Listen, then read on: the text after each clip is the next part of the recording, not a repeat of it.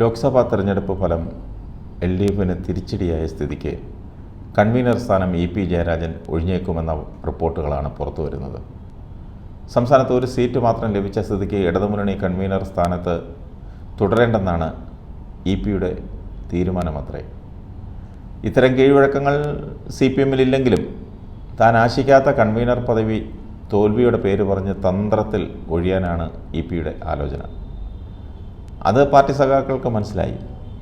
2004 ലോക്സഭാ തെരഞ്ഞെടുപ്പിൽ UDF 2 സീറ്റിൽ ഒതുങ്ങിയതിന് പിന്നാലെ ധാർമ്മിക ഉത്തരവാദിത്തം ഏറ്റെടുത്ത് മുഖ്യമന്ത്രി AK ആൻ്റണി രാജിവെച്ചതിന് സമാനമല്ലെങ്കിലും തൻ്റെ രാജി വഴി CPM നേതൃത്വത്തെ സമ്മർദ്ദത്തിലാക്കാമെന്നാണ് EPയുടെ കണക്കൂട്ടൽ. അങ്ങനെയാണ് പുറത്തുവരുന്ന വാർത്തകൾ.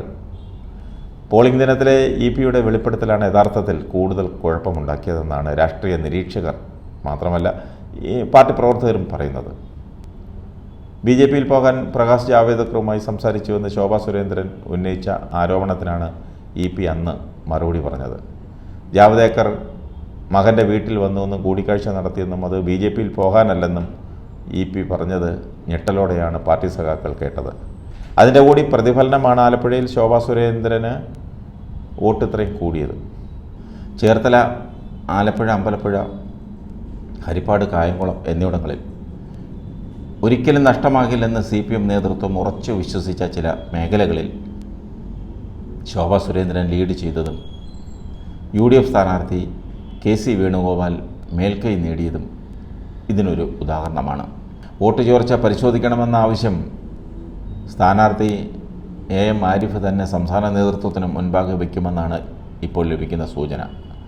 SNDP ഫാക്ടർ മാത്രമാണ് BJPക്ക് ഗുണം ചെയ്തതെന്ന് കരുതുന്നില്ലെന്നാണ് ഫലം അറിഞ്ഞ ശേഷം ആരിഫ് പ്രതികരിച്ചത്. പാർട്ടിക്കുള്ളിൽ നിന്ന് തന്നെ ചോർച്ചയുണ്ടായതിലുള്ള അമർഷമാണ് അദ്ദേഹത്തിൻ്റെ ഈ വാക്കുകളിൽ നിഴലിച്ചത്. ശോഭാ സുരേന്ദ്രൻ നേടിയത് 2,99,648 വോട്ടുകളാണ്. 2019 4,45,970 വോട്ടുകൾ നേടിയാണ് ആരിഫ് ജയിച്ചത്. ഇത്തവണ അത് 3,41,047 വോട്ടായി കുറഞ്ഞു. 1,04,923 വോട്ടുകളുടെ ചോർച്ചയാണ് ഉണ്ടായത്. ഈ വോട്ടുകൾ ശോഭാ സുരേന്ദ്രൻ നേടിയതായാണ് വിലയിരുത്തുന്നത്. അതുകൊണ്ട് തന്നെ വിജയവും അസാധ്യമായി. ആകെ വോട്ട് നില പരിശോധിക്കുമ്പോൾ ശോഭയും ആരിഫും തമ്മിലുള്ള വ്യത്യാസം 39,755 വോട്ടുകൾ മാത്രമാണ്.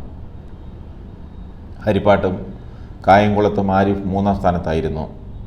കഴിഞ്ഞ തവണ ആരിഫിൻ്റെ വിജയത്തിൽ നിർണായകമായ ചേർത്തലയിൽ ഇത്തവണ കുറവുണ്ടായതിനൊപ്പം CPM ശക്തി കേന്ദ്രമായി വിലയിരുത്തപ്പെടുന്ന കായംകുളത്ത് 48,020 വോട്ടും ആയി 3-ാം സ്ഥാനത്തേക്ക് പിന്തള്ളപ്പെട്ടു. ഇതെല്ലാം സംഭവിച്ചത് EP ജയരാജൻ്റെ വെളിപ്പെടുത്തലും കുമ്പസാരവും ഒക്കെയാണെന്നാണ് സഖാക്കളുടെ വിലയിരുത്തൽ.